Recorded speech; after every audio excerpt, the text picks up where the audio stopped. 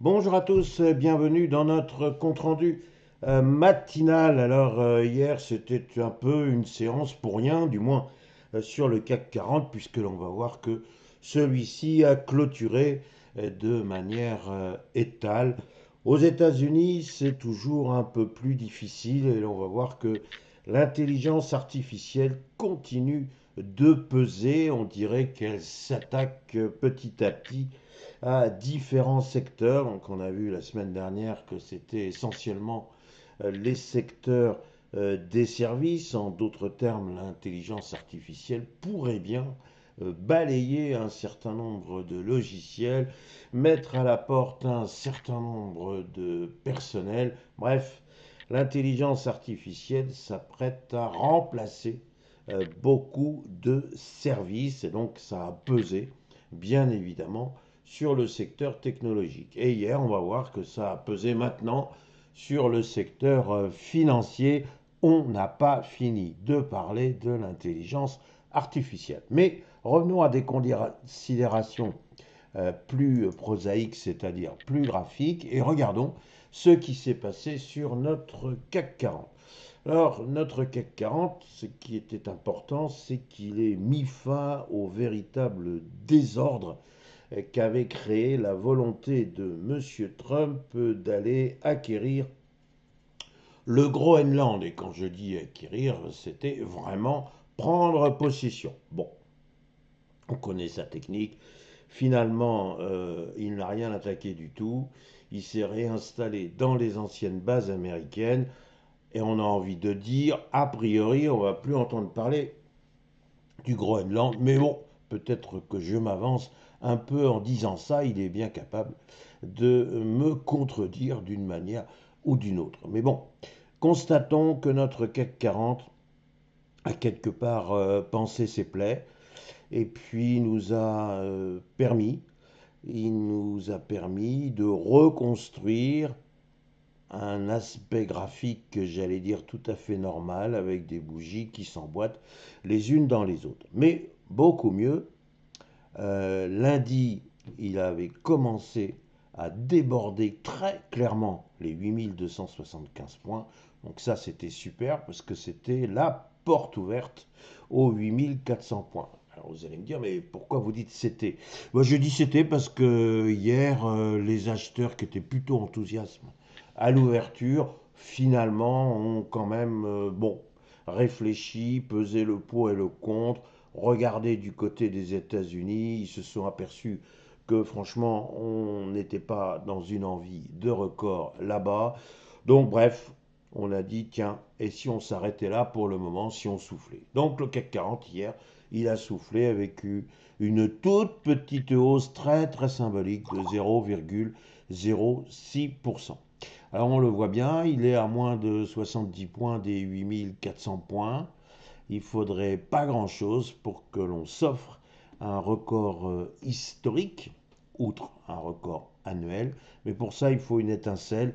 Et bien évidemment, cette étincelle, eh ben, encore une fois, on va regarder du côté des États-Unis s'il n'y a pas un magnifique prétexte pour aller déborder les 8 400 points. Donc, mon titre, c'est pas tout à fait pour le CAC 40.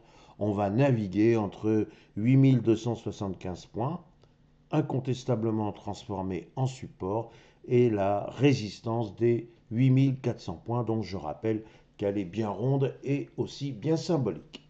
Si maintenant j'en viens à notre S&P 500, eh bien vous allez constater avec moi que là, la dynamique est un peu remise en cause. Donc vous vous souvenez de la magnifique séance de vendredi qui nous a permis de voir élaborer le magnifique dessin d'une très très grande bougie verte qui a comblé cette espèce de gap mal refermé ici, qui a couvert euh, la bougie, les deux dernières bougies de la semaine dernière, celle de mercredi et de jeudi. Bref, boum, belle explosion vendredi. Alors, est-ce qu'on allait s'arrêter dans la région des 6 925 points? Eh bien non.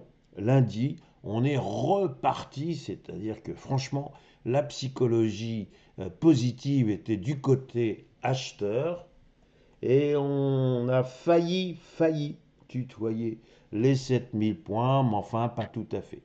Alors hier, on aurait pu y croire, ça partait bien, hein, l'ouverture était plutôt sympathique, mais oui, finalement non. On revient en arrière de 0,33%, on ne peut pas dire qu'il y ait un véritable dégât. Et ce recul pourrait s'expliquer par effectivement des ventes au détail qui sont pas terribles du tout. Est-ce que la consommation américaine ne serait pas en train de devenir, euh, allez, étale, trop calme? Bref, est-ce que quelque part, il n'y a pas des freins à l'économie américaine?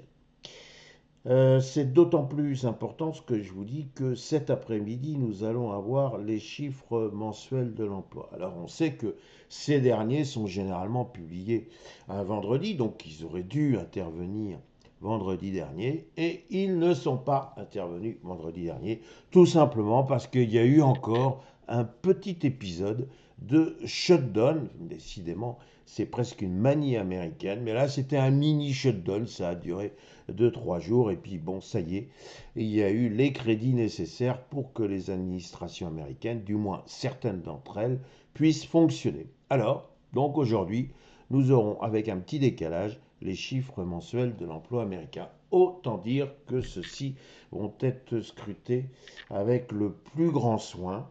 Pourquoi? Parce que toute la question va maintenant être de savoir si les taux américains vont rester stables encore très longtemps.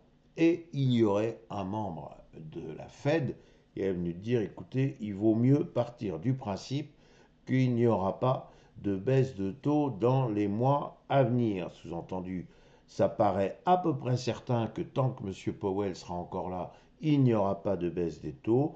Après, on ne sait pas trop, mais franchement, est-ce que la conjoncture américaine justifierait une baisse des taux? Ce n'est pas certain, même si bien évidemment M. Trump risque de nous faire un bel accès de colère. Donc nous en sommes là, et aux États-Unis, on continue de souffrir, je mets le terme entre guillemets, de l'intelligence artificielle. On a vu la semaine dernière qu'il y a eu des craintes avec un certain nombre de logiciels qui, semble-t-il, ne seraient plus utiles. Et donc là, ça a fait peur à tout le monde et à un certain nombre d'entreprises. On pense notamment à SAP et ses logiciels. Et là, hier, ce fut le tour des secteurs financiers. Est-ce que véritablement l'intelligence artificielle ne ferait pas mieux que l'intervention humaine? Vaste question qui fait un petit peu peur. Donc il y a eu des attaques d'une partie du secteur bancaire. Donc tout ceci, effectivement, n'encourageait pas à aller chercher là aussi de nouveaux records historiques et tout simplement le débordement des fameux 7000 points. Donc on sait que le S&P 500 a été jusqu'à 7002 points, mais depuis, il n'arrive plus à progresser. Donc voilà où nous en sommes. Sans doute encore aujourd'hui, il va falloir faire attention, notamment à 14h30. Il va de soi que s'il y avait des bonnes nouvelles du côté du marché du travail, et la bonne nouvelle pourrait être mauvaise nouvelle, c'est-à-dire que si les chiffres de l'emploi ne sont pas bons, ben forcément, on va se retourner vers la Fed en disant, bon bah alors, qu'est-ce que vous faites pour soutenir l'emploi? Bah oui, bien sûr, il faut baisser les taux pour soutenir l'emploi. Si en revanche l'emploi se porte bien ou globalement correspond aux attentes, ben, on risque d'avoir effectivement une confirmation de l'opinion de cette brave dame de la Fed, à savoir qu'il y aurait un maintien des taux. Donc pas de gâteau, pas de bonbons pour la communauté financière. Voilà où nous en sommes, on fait un petit peu attention, mais il y a quand même une envie d'aller chercher des records, et ceux des deux côtés de l'Atlantique. Peut-être faut-il être un tout petit peu patient. Voilà mes réflexions du jour. il me reste à vous souhaiter un excellent mercredi. Voilà, à bientôt.